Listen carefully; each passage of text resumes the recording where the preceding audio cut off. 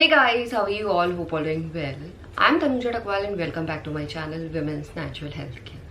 So guys देखिए, ovulation को पता करना यानी ओवरी से आपका एग रिलीज हो रहा है या नहीं हो रहा है, इसे पता करना इतना ज़्यादा मुश्किल नहीं है। क्योंकि जब महिलाओं का ओव्यूलेशन होने वाला होता है या ओव्यूलेशन हो जाता है तो उस टाइम महिलाओं की बॉडी खुद बताती है कि महिलाओं का ओव्यूलेशन हो चुका है या होने वाला है। अगर महिलाओं की बॉडी में कुछ लक्षण महिलाओं को महसूस नहीं हो रहे तो इस कंडीशन में महिलाएं या तो ओव्यूलेशन किट का यूज कर सकती हैं। अगर ओव्यूलेशन किट से भी नहीं पता चल रहा है तो आप फॉलिकुलर स्टडी के थ्रू पता कर सकती हैं कि फॉलिकल्स आपके ग्रो हो रहे हैं या नहीं हो रहे हैं ठीक तरीके से। अगर ठीक तरीके से ग्रो हो रहे हैं तो आपका ओव्यूलेशन कब होने वाला है। तो ओव्यूलेशन में इतनी दिक्कत नहीं आती। अगर ओव्यूलेशन नहीं भी हो रहा है तो अगर आप अपनी लाइफस्टाइल में चेंजेस करेंगे, स्ट्रेस को रिड्यूस करेंगे, डाइट अच्छी लेंगे, डेली फिजिकल एक्टिविटी करेंगे तो आपका ओव्यूलेशन भी हेल्दी होने लग जाता है। दिक्कत आती है गाइस कि आपका इम्प्लांटेशन सफल होगा या नहीं, यानी बच्चा यूट्रन लाइनिंग में चिपकेगा या नहीं, ये कोई भी मशीन नहीं बता सकती है।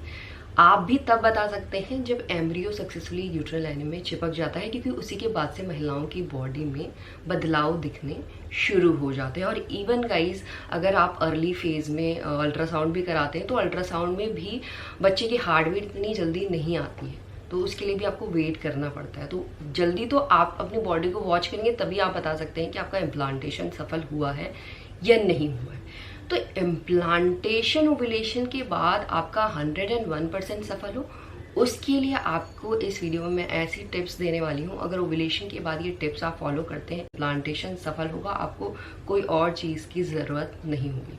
तो ओव्यूलेशन के बाद आपको समझना है कि आपकी बॉडी में क्या रिक्वायरमेंट की नीड है जिससे बच्चा समय पे यूट्रन लाइनिंग पे चिपके। तो उसके लिए सबसे पहले गाइस प्रोजेस्टेरॉन हार्मोन, क्योंकि ओव्यूलेशन के बाद प्रोजेस्टेरॉन हार्मोन ही महिलाओं की बॉडी में काम करता है। और जब महिलाओं को प्रेगनेंसी कंसीव हो जाती है तो प्रोजेस्टेरॉन हार्मोन का लेवल तेजी से इंक्रीज होता है, जो बहुत ज़्यादा ज़रूरी है बच्चे की ग्रोथ एंड डेवलपमेंट के लिए एंड प्रेगनेंसी को सस्टेन करने के लिए। अगर प्रोजेस्टेरॉन हार्मोन का लेवल ठीक तरीके से नहीं बढ़ पाता ओव्यूलेशन के बाद तो महिलाओं को प्रेगनेंसी नहीं कंसीव हो सकती। इस बात का आपको ध्यान रखना है, ये पहली चीज़ है। और दूसरा है यूट्रन लाइनिंग आपकी ठीक तरीके से ग्रो होनी चाहिए। अगर ठीक तरीके से ग्रो नहीं होगी तो इम्प्लांटेशन सफल होने में दिक्कत आएगी, और अगर इम्प्लांटेशन सफल हो भी गया तो वो प्रेगनेंसी को आप सस्टेन नहीं कर पाएंगे, क्योंकि गाइस 9 महीने की प्रेगनेंसी बच्चा यूट्रस में ही बिताता है, यूट्रस ही होल्ड करता है बच्चे को। उसके लिए आपका यूट्रस भी मजबूत होना चाहिए और यूट्रन लाइनिंग भी ठीक तरीके से ग्रो होनी चाहिए, ताकि आप 9 महीने की हेल्दी प्रेगनेंसी को सस्टेन कर पाए। तो गाइस, प्रोजेस्टेरॉन हार्मोन के इंक्रीज करने के लिए सबसे बेस्ट तरीका है कि आपको अपनी डाइट में प्रोजेस्टेरॉन रिच फूड्स लेने चाहिए। अभी प्रोजेस्टेरॉन रिच फूड्स क्या होते हैं वो समझ लीजिए। जो भी क्रूसीफेरस वेजिटेबल है, यानी जो मूली की फैमिली से मेनली वेजिटेबल्स होते हैं, जैसे ब्रोकली, कॉलीफ्लावर, कैबेज, रेडिश, इनको अपनी डाइट में अच्छे अमाउंट में इंक्लूड कीजिए। इसके साथ साथ ग्रीन लीफी वेजिटेबल आपको डेली रेगुलर बेसिस पे लेनी है, क्योंकि इनमें फोलेट होता है और फोलेट गर्भ को रोकने का काम बहुत अच्छी तरीके से करता है। और इसके साथ अपनी डाइट में healthy fat, omega 3, omega 6, omega 9, क्योंकि ये हार्मोन को बैलेंस करता है। इस तरीके से आप प्रोजेस्टेरॉन हार्मोन को इंक्रीज कर सकते हैं। और दूसरा है यूट्रन लाइनिंग को किस तरीके से थिकन कर सकते हैं। इस यूट्रन लाइनिंग को थिकन करने का सबसे आसान तरीका है कि आपको फिजिकल एक्टिविटी करनी है। अभी ओव्यूलेशन के बाद कौन सी फिजिकल एक्टिविटी करनी है, क्योंकि महिलाएं समझती हैं कि ओव्यूलेशन से पहले तो आप फिजिकल एक्टिविटी कर सकते हैं ओव्यूलेशन को रेगुलर करने के लिए, बट ओव्यूलेशन के बाद कौन सी ऐसी फिजिकल एक्टिविटी है, कौन सी ऐसी एक्सरसाइज है जो महिलाएं कर सकती हैं जिससे यूट्रन लाइनिंग ठीक तरीके से ग्रो हो। बहुत सी महिलाएं नहीं जानती, क्योंकि ओव्यूलेशन के बाद का जो फेज होता है यहाँ पे आपको बहुत सारी सावधानियां बरतनी होती हैं, बहुत सारी चीज़ें नहीं करनी पड़ती हैं। अगर आप ऐसी एक्सरसाइज कर रहे हैं जो नहीं करनी चाहिए, उससे क्या होगा, आपकी यूट्रन लाइनिंग तो थिकन नहीं होगी, आपके कॉम्प्लिकेशन के चांसेस बढ़ सकते हैं। इसीलिए ये फेज बहुत ही ज़्यादा इम्पॉर्टेंट होता है हर एक महिला के लिए। आपको ज़्यादा जो हाई इंटेंसिटी वर्कआउट है, जैसे स्कीपिंग है या ब्रिस्क वॉक है या जंपिंग है या कोई भी हाई इंटेंसिटी वर्कआउट जिससे आपके नाभि के नीचे प्रेशर पड़ रहा है, वो एक्सरसाइज बिल्कुल भी नहीं करनी है। आपको करनी है फिजिकल एक्टिविटी में सबसे पहले वॉक। डेली आप 15 to 20 मिनट्स ओव्यूलेशन के बाद वॉक कीजिए ही कीजिए।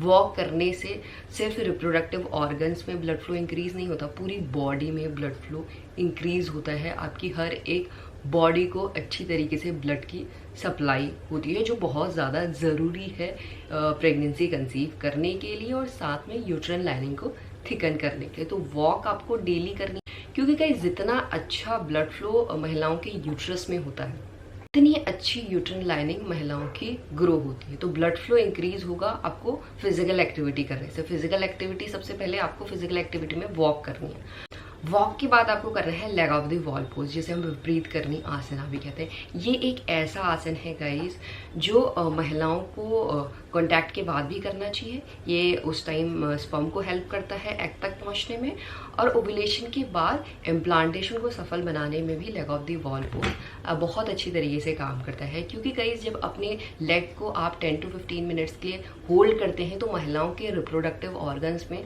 ब्लड की सप्लाई बहुत ज़्यादा अच्छी होती है, ऑक्सीजनेटेड ब्लड की सप्लाई होती है। इससे यूट्राइन लाइनिंग अच्छी तरीके से ग्रो होना शुरू हो जाती है। गाइस आपको स्ट्रेस को रिड्यूस करना है, क्योंकि गाइस अगर ओव्यूलेशन के बाद आपका फिजिकल या मेंटल स्ट्रेस बढ़ रहा है तो उससे हार्मोन इम्बैलेंस हो सकते हैं। तो स्ट्रेस को रिड्यूस करने का बेस्ट तरीका है कि आपको मेडिटेशन करनी है।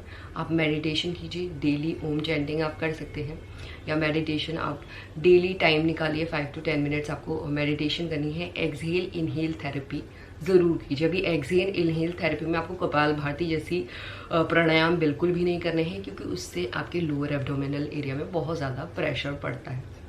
तो आप इन प्लेस ऑफ दैट आप अलोम विलोम कर सकते हैं। बहुत लाइट एक्सरसाइज है, इससे आपका स्ट्रेस भी रिड्यूस होता है और बॉडी में ब्लड का सर्कुलेशन भी अच्छी तरीके से होता है।